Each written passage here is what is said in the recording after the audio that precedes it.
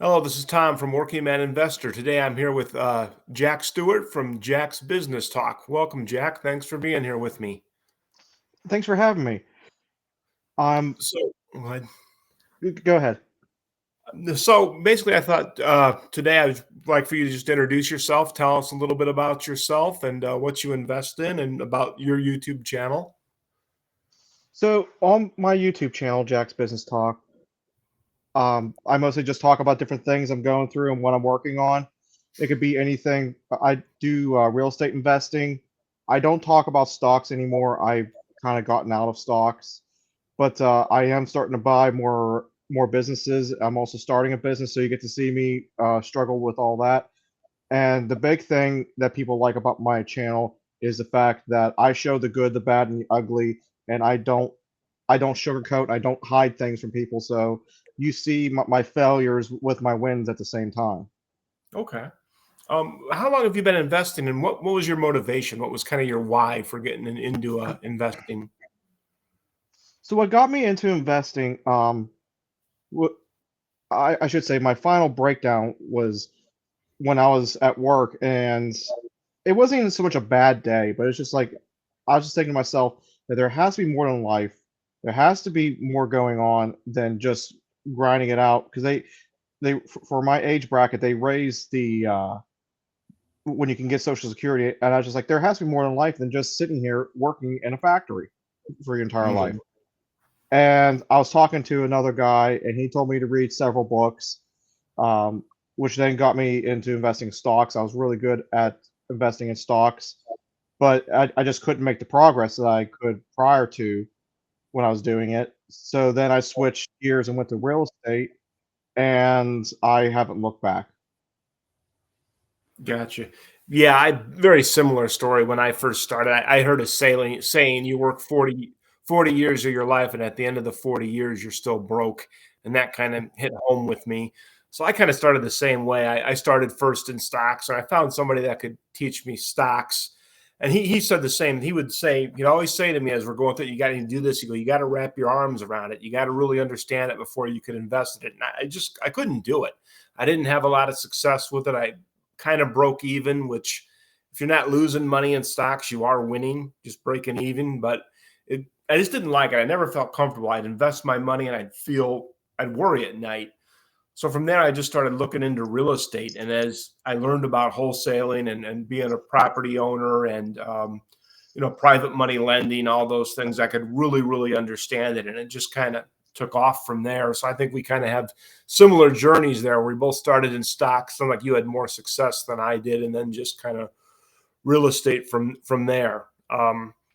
So yeah, that's kind of my story. So, um, what do you think? What's your opinion on the current economic environment and the current trade war we have going on, and all the geopolitical issues? What are you seeing in your area? What I'm seeing in my area is kind of um, it's very unique. I'm talking just my very localized area, but there are people that are diving off the deep end with worry when it comes to this stuff. There's people planting gardens and they're buying meat on sale, and they're learning how to can. And these are all skills that you should know regardless, and Mhm. have been lost to the age of time.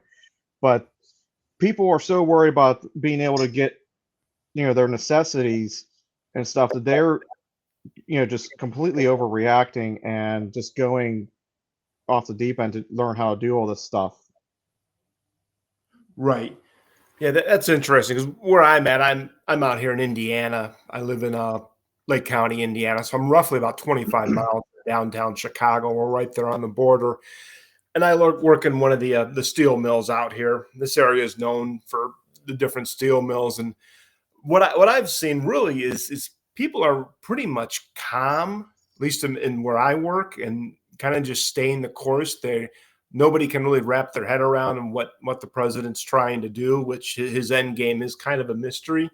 But it Yeah. really surprises me. One, how calm they are, and two, that they believe that this is going to bring manufacturing back in mass to the United States, and we're going to return to the 50s and 60s where we were the manufacturing hub for the world.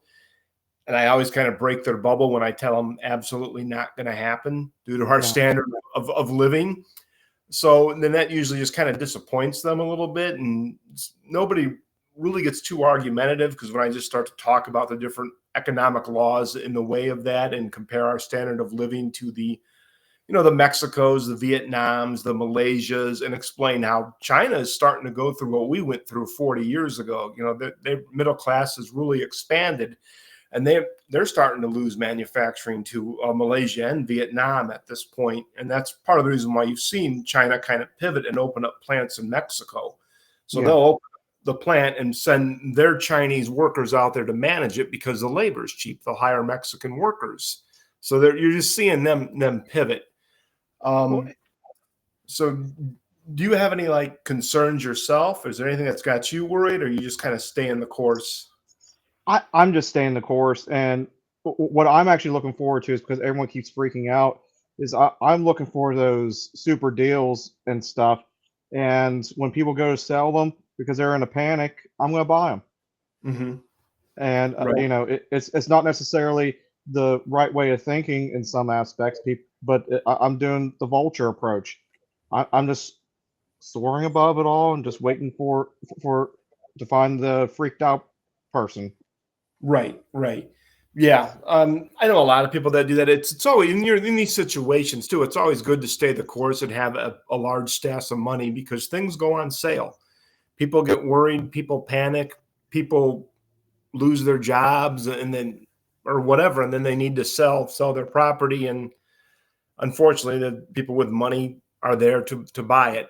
Me personally, I am kind of just staying the course too. I have gone back and forth on this, but I have decided to deleverage a little bit. I'm going to go ahead and pay off one of my properties in full.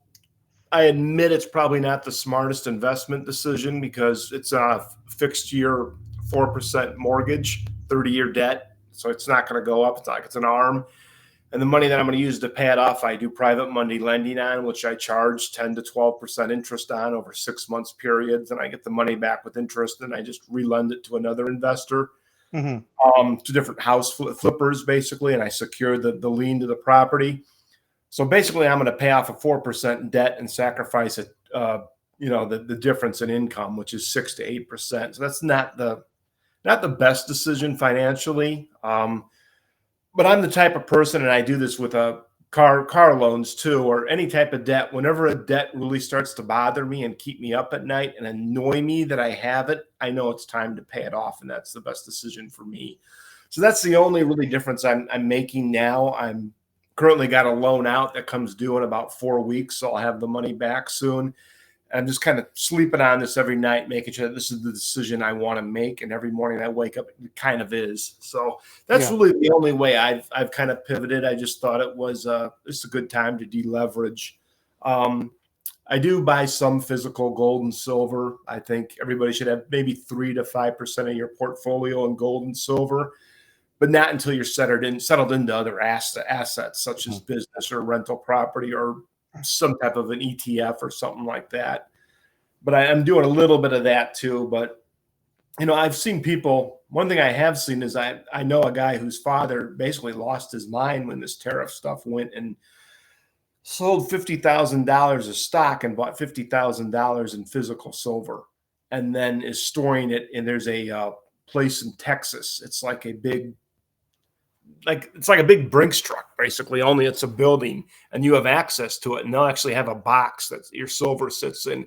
And when you want to sell it, you can log on and sell it, and they'll get it and they'll package it and ship it, but it's under constant armed security. So Huh. you see people do that, and you got to be so careful when you do that, because that, to me, that's just a massive mistake to put that much into physical silver. So Yeah, I wouldn't go that crazy with physical silver, but no, I will tell you something I am doing, which is similar to what you were just saying, is so where I invest some of my properties, they've appreciated greatly, but they're not worth enough to get a bank to do a refinance because of just what they're worth. So what okay, I'm going to end up doing is because I'm not saying this year, but maybe across the next 2 or 3 years, I have two properties that have a mortgage that's less than $40,000, and I'm just going to try and pay them off, even Mm. though one's at like a high 2% and the other one's at a low 3%. Just get them paid off. And my goal is to then do a 50% LTV on both of them. And then I should be able to buy 4 more rental properties. Gotcha. Yeah, that's a really good strategy. I like that. Yeah, I leverage is so important for building Hmm. wealth, and I understand that. But having said that, I really struggle with it because I was raised. My dad, he wasn't much of an investor. He was later in life in stocks, but what he was is he is the cheapest man you're ever going to meet in your life. So he taught me that money is valuable, and he drilled into my head, don't have debt, don't have debt. You know, now I'm in my late 40s and I've never paid interest on a credit card in my life, which is great. But as an investor, I get to the point where these mortgages on my properties start to bother me, even though the properties are still cash flowing really good. And it Hmm. shouldn't. It really shouldn't, because the theory is true. We're living in a high inflation environment. Our inflation is going to at least continue. The Federal Reserve has their 2% moving target that everybody thinks is a 2% goal. And you do pay it off over time with inflated dollars. So to pay it off doesn't make a lot of sense from an investment strategy, but it just annoys me right now having all these mortgages. So I just really want to deleverage, despite the fact that, like I've said, it's not a good move. Well, there's nothing wrong with going with the kind of like more of the Coach Carson approach and doing a small and mighty investor, where Mhm. he has, I think it's like almost half his portfolio is paid off.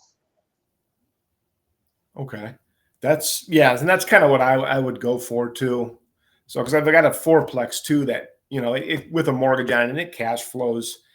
I mean, there's months where I'll make $1,200 a month profit on that unit. So I see no reason to pay off that mortgage. And my standard of living is pretty. Lake County is one of the higher standard of living cost of living in Indiana. But having said that, we're nothing like compared to Illinois or California or anything like that. So a Hmm. $1,000 a month cash flow really helps me out a lot, makes a huge difference. So that I'm not going to probably pay off the fourplex anytime soon. I think my actual ultimate goal is to, when I retire, when I can finally get out of my W-2, is to have all my rental properties paid for and hopefully have this YouTube channel built up to the point where it produces some cash for me. It's not my ultimate goal. Yeah, I don't think you start a YouTube channel with the plan of making money on it. You start it with the plan of having a message that can help people. But if you can make money on it too, great. So that's just kind of like my attitude towards everything as I'm moving forward here in life. So Well, have you ever thought about other revenues when it comes to the YouTube? So not just so much of the ad revenue, but like the other streams of income it can produce. So like you're putting your name out there and telling people about what you do and stuff. And people might want to come and invest with you on different properties, or kind of like doing like a syndication type of thing. Or, yeah, I'm leery with syndications. One of my real estate mentors did a syndication and lost almost a $500,000. So that kind of scared me off, and I don't know a lot about syndications. I really haven't studied a lot about them after that happened to him. I Mhm. kind of just stay in my lane and try to become an expert at what I know best, which is being a landlord. I use a property manager for that, just because I like the free time because it allows me to make more money in my free time. Private money lending, um, the YouTube channel, and then my wife owns a small business which I help her out in a lot. So those are kind of my areas of revenue stream that I'm building to. Maybe in the future I'd like to do some type of financial coaching too, but that would be probably another 5 to 7 years down the line, to where I could have enough experience and credentials built up to truly do that and feel comfortable charging people. So stuff Now, like that. would you have to be a fiduciary in order to do that, or can you just do that? From what I've seen, you can be a financial coach and you don't have to be a fiduciary. You're just basically charging an hourly fee and walking people through things. You're not actually taking money from them to invest. Mm. So if somebody came to me and then wanted to learn about emergency funds and real estate investing and why they should pay off their credit card and all that, you can coach them and just charge like an hourly rate of $50. Now, my issue with that is if somebody comes to me and they have credit card debt, I don't feel comfortable taking any money from them to explain to them why they need to pay their credit card debt off. I'd rather get them to the point where they're debt free and have an emergency fund and are ready to start investing. And then I can start to teach them about real estate and private money lending and things like that and get them some goals. And at that point, maybe I would charge. So you got to be careful with it. It's a lot like wholesaling real estate. I've wholesaled real estate for a while, and basically all that is, and I'm sure you know what it is, but for anybody who watching that doesn't, it's anybody that's ever driven by and seen nailed into a light post a sign that says "We buy houses cash, any condition." Those are usually wholesalers. They're trying to find beat up, dilapidated houses, buy it at a bit of a discount, and then they'll resell it for like a $5,000 to maybe $10,000 profit a week later to a flipper. So I've done that, and I would always tell the people that I was going to buy a house for, once we got comfortable and got to talk, and I'd be like, look, I do not want to buy your house from you if you are not comfortable and excited about selling it to me. Mm-hmm. And then that always made them happy and made them smile. And I never have bought a house from anybody that wasn't excited to sell it to me. Because of that, I've never been tied up in court or been accused of anything. So that's kind of would be my attitude with coaching too. I go into it with the idea of I want to help you solve this problem, and in turn I get some compensation for it because I'm helping you solve a problem. But I have to be able to help you solve a problem, otherwise I don't even want to do business with you. Yeah. So that's always been my mentality toward just investing in general and dealing with people in general. So. Why don't you said you own a business too? We want to talk about that a little bit. Yeah, I own two different businesses. There's the engine shop, high performance engine shop, and there's the landscaping business. Okay. I'd rather talk a little bit more about the landscaping business just because the engine shop is closing down. Okay.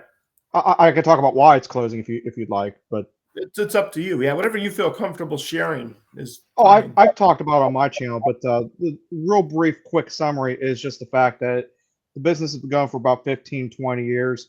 My dad's one friend who does the bulk of the machine work. He wants to full blown retire, and my dad was saying that he's tired of pushing the motors around the shop.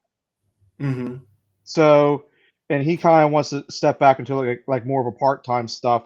So it basically would be me doing the bulk of just all the machining and all the assembly, all the cleaning, and then selling all the motors. So we have our orders filled till basically September. We're going to build our last motors, and we've already started selling equipment that we're not going to be using anymore, and that's why that's shutting down. Okay. So Okay. I mean, it's not shutting down on bad terms. It's just shutting down because no, or we also see a recession when it comes to that. Like people are already slowing down when it comes to buying high performance motors, and we just don't feel like riding out another storm. Gotcha. That makes sense. So you got a landscape business too? Yeah, so that's coming back up. I'm going to relocate here more into the city of Pittsburgh, so smaller lawns, quicker turnaround times, higher profitability. I did them years ago, and I'm going to bring it back. But yeah, it's going to be good. I'm not going to mess with mulch beds and stuff like that. They're time eaters. You can Mm-hmm. make money doing them, but for me, I have a little truck. I can't tow or I can't haul massive amounts of mulch and rock, so they're just not worth my time. But doing the just yard maintenance and stuff, that'll be good, and just go from there. But I'm also going to have that turn into yard maintenance slash handyman business, which is going to be doing interior painting as well as other stuff. And hopefully, I'm hoping to get it built up to the point where I have like a crew of like 3 people or so to do the yard maintenance and the handyman stuff, so that when I get more into house flipping, I can just pull those same 3 people to just go do the house flips as well. Right. Yeah. Love it. Love it. I love to hear people out grinding and just making it happen. A question I want to ask is when you first started your businesses and got into real estate investing, were you afraid? Did you have to battle back some fear and force yourself to move forward? Because I know when I started investing in real estate and taking over as a property manager, and because I managed my first property, I was absolutely terrified. I just kind of took the attitude of if I'm scared to invest now, wait until 30 years from now when life hands me the bill for not investing, and that's kind of what pushed me forward. How about you? Did you have any fear you had to overcome to really do it, or did you just kind of say, "Screw it, I'm doing it"? It was kind of a combination of both. It was more like Dion was saying in his one episode where it's just like you get nervous when your offer is accepted. You get nervous when you find out about the tenants. But once you get the tenants in place and you figure out how to work through the process and you get your systems put in place, you get more and more confident. And I was never really that nervous about the whole thing. It's just, people have done this before. I'm not the first one to do it. Figure it Hmm. out and just keep moving forward. And I knew that my sanity from not having to work a W-2 job for, at that point, like another 40 years was worth the grind and the hustle and the honestly my biggest thing was loneliness because when I was buying rental properties for the longest time, I couldn't talk about them to anyone, even my family. Like they had no idea I owned rental properties because I already knew what they would say. Like their Hmm. mindset is stuck in the old ways. Like I'll give you an example. So my mom I was talking to the other day, and I was telling her I was thinking about switching jobs, and she's like, "Oh, well, you're so close to 20 years at where you're at, or 35 years of where you're at. Why would you leave?" I was just like, "What do you mean I'm close to 35 years? Well, what does that have to do with anything?" Well, for your pension. I Oh, was like, "There's no pension. It's just a 401k." right. And she's like, "What's a 401k?" Oh, Like that's how dangerously old fashioned that they think when it comes to investing and stuff. That I can't even communicate with them. yeah. Yeah. I was pretty much the same way. The only one that knew I was buying this fourplex was my wife. Obviously, she has to know. I have to discuss it with her. But I didn't tell my dad that I was buying this fourplex until I closed on it, until it was Yeah. done. And that night, I called my dad and said, I just did something you're not going to like, because he was all put money in your Roth IRA, keep your W-2 job, and that. And I was like, well, and then I finally told him I did it. And he reacted fine, except he wanted to crunch the numbers to make sure I was right. He's like, well, how much are your taxes? I'm like, no, no, no, no, no. I know what I'm doing. I understand that you just want to check because you're my dad, but it's done. I own it and I'm thrilled with it. Now, when I talk to him about investing, he doesn't really question me too much because I've got about a 7 year of just success behind me. And what I find myself guarding against a lot now is I'm afraid I'm going to get overconfident and Hmm. make that one dumb mistake. Because one of the guys who originally mentored me in stock would always tell me, he goes, you are going to make that one mistake and it's going to change you and it's going to make you a better investor. But when you do it, you're going to kick yourself. So I'm constantly guarding against that while trying to balance that with not being too conservative and too fearful. So that's kind of what I guess the demons I battle now.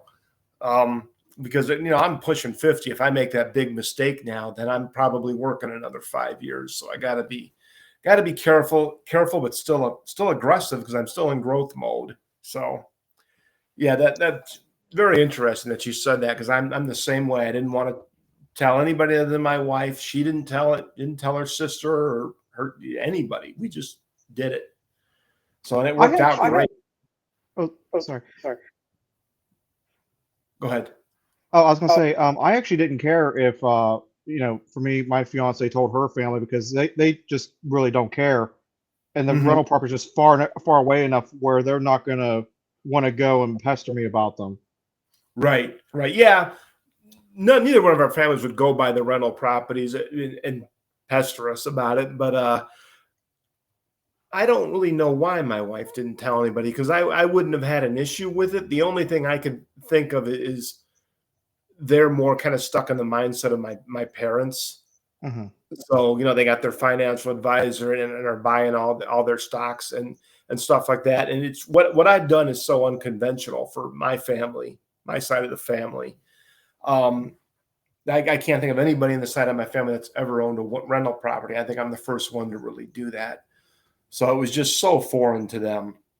That's why I just kept my mouth shut. My dad is just so conservative, and he views, being a property manager, property owner is just terrifying. So I Mhm. just kind of kept it to myself. Um, but yeah, it worked out great. So nobody questions it now. And like I said, the thing now is I just stay guarded so I don't get overconfident and be stupid. I try to live by the thing is I don't tell the market. I don't tell them the market tells me I'm right. I don't tell the market it's right. And I try to just live by that and try to just be, cautious, but still aggressive because you have to be. It's like you say, holding on to that money to make that move when something comes available. That's to me, that's just being aggressive. That's what you Yeah. have to do. You have to be in position for the opportunity. When that opportunity presents itself, you better go after it because you're not going to be the only one. There's going to be several other investors that will jump on it if you don't jump. So you still have to stay aggressive. So, um, so did you have any opinion on on the tariffs or anything like that? What's going on in the economy and anything like that? I think the tariffs are more used as I don't want to say a scare tactic. I would call it more of a. But anyway, so they're used as a bargaining chip, more or less, to try and help the U.S. in certain aspects and stuff.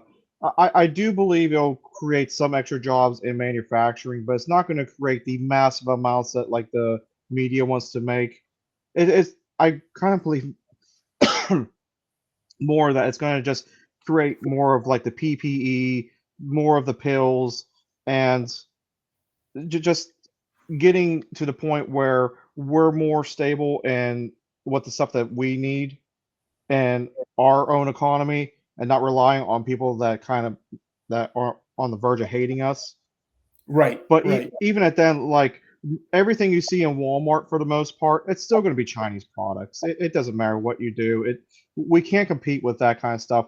And even like for the medicines and stuff and the PPE, it's going to have to be offset by Chinese products because people aren't going to want to pay a inflated price of 30% to manufacture that. Now, I have had another thought about this, and no one's really talking about this is AI is quickly moving forward and advancing in a lot of scenarios. And what I would like to see, and I think this would make the US more competitive in a lot of different ways, is if they used AI. And I work in a manufacturing place where there's a ton of automation, there's tons of robots and stuff. Use AI to help program these robots to do more work and reduce the head count of these assembly lines and production and manufacturing so that we can actually be competitive on a more of the global market because, for example, just where I work in the medical production facilities, we have on average about 14 to 20 people per line, and you figure at anywhere varying between 15 and $25 per person at that much of a head count. Plus, that doesn't include all your leadership and stuff that you have on the shift. That's a lot of money you're investing into it. So if you knocked it down to where you had just like your higher paid people, such as like your operators, your line, your maintenance, your quality, and just you could probably knock your leadership down in half. You're talking about the savings of probably almost half, Mhm. and that would put us in more of a situation where we could be more competitive on a global scale because a lot of these other companies overseas and stuff, they're still doing a lot of stuff by hand. Yeah.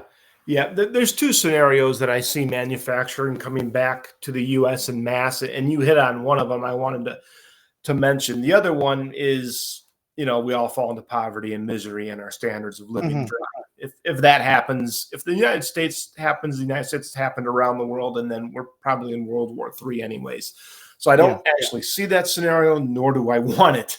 The other way would be through AI. And I would think that the United States would be a great place to set up a factory that's strictly ran by AI to produce for a multitude of reasons. One, we have the infrastructure for it. Two, we have the government and the law enforcement to protect it. Three, we have the ingenuity and the intelligence to protect it from cyber hacks here. It's going to be safer here than in like a Malaysia or a Mexico. We will protect it. The other way too, then if we start to produce, as you point out, if we produce everything by machine, we're going to lose manufacturing jobs, what we have, which is going to be a problem. But it should greatly increase our GDP because these things are going to be able to manufacture around the clock. They don't take vacations. They don't not feel like working and go hide in a corner somewhere like employees can do. So if that happens, what would happen then, I think UAB, universal basic income, is inevitable at some point in this country. I'm not a fan of it right now because we still have jobs. But if we get to the point where AI is doing everything like they're predicting, then I could see universal income being an option just because we are producing so much in these manufacturing being ran by AI. You have foreign investment coming here wanting to build warehouses in here that manufacture AI for the reasons I said. We can protect it with our law enforcement, our military, and from cyber attacks. So I could see a scenario like you're talking about for sure that brings manufacturing back to the U.S., but bring manufacturing back in the U.S. and actually put people on work on the assembly lines in mass by the millions. I just don't see it. Not with our standard of living. It's not just our pay, it's our 401ks, it's our health insurance, our vacation, our sick days, all the things the American people rightfully demand. Other parts of the country, they don't get that. And it is an expense. It does increase your production costs. So then when you go to an export, that's figured into it, and the other countries won't buy our exports because they can produce it cheaper because their standard of living is less. So I just don't see manufacturing coming back in waves for those reasons. The only way I could see like the job or everyone getting the unemployment rate lowering is if people are going to bear down and just decide that the service industry is the way to go. And I'm not talking about restaurants and stuff. I'm talking more on anything that you're serving someone else. For example, like my landscaping company, your plumbers, your electricians, the job nurses, any skilled service industry type of thing that can't be sent overseas. That's where we need to invest in more jobs, is in that sector, because that's something that can't be taken away and shoved overseas. Correct. Yeah. And the other thing to go on that too is you see a lot of this now is you see people start side hustles. And if my scenario where I painted it with a very broad brush, but where manufacturing is just ran by AI, and because of this, we get the manufacturing back here to some extent, and it increases our GDP to the point, and our unemployment skyrockets is because of AI, and we go to universal basic income. Then you're going to see more of a like you're talking about, and just like a gig economy. An example is, and I've said this on other stories on my podcast, so a quick rundown. Roughly 10 years ago, my wife got laid off from her job, and she wanted to learn how to make wreaths, like wreaths like you hang on your front door. So she watched a YouTube video, taught herself to do it, started selling them on Marketplace. And before you knew it, we had a small business. We started doing craft shows and things like that. And varying on the year, that can put, $6,000 to $10,000 extra in our pocket. Just this, and it's a hobby. She's monetized her hobby. So I could see that, people that like to do woodworking, build birdhouses, things like that too. And then you'll get other businesses started out of it too, like maybe more people go into landscaping or whatever, because people can be really, really creative. So I definitely could see stuff like that moving down the pipeline here in the future.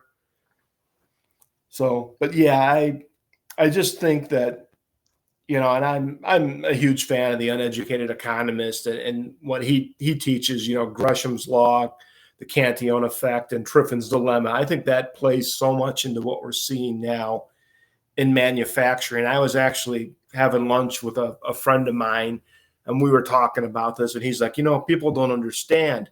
They're going to build car manufacturing plants in this country, but it's going to take a while to build it, and two, then they have to shut down the plant in Mexico. I'm like, no, They're not going to shut down that plant in Mexico. That plant in Mexico will be used as an exporting hub to the rest of the world to export because the labor is cheaper. They will build a plant here in the United States to avoid the tariffs, hire a certain amount of people that they can't automate for these factories here in the United States, which will bring some manufacturing jobs back, but it's going to increase the price of the automobiles. And the goal will be to only sell to the United States. It won't be ever to export cars from the United States plant to the rest of the world, because it's not a good business decision.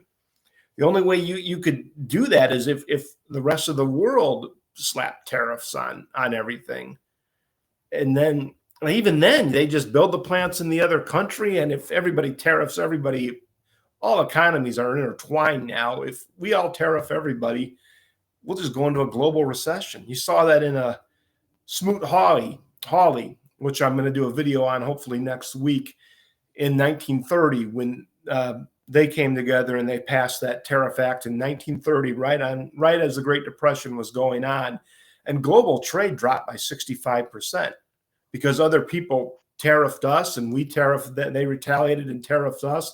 And then anything that we're manufacturing, now we can't sell to the rest of the world. We needed free trade to export, to get our manufacturers fired up and get people back to work.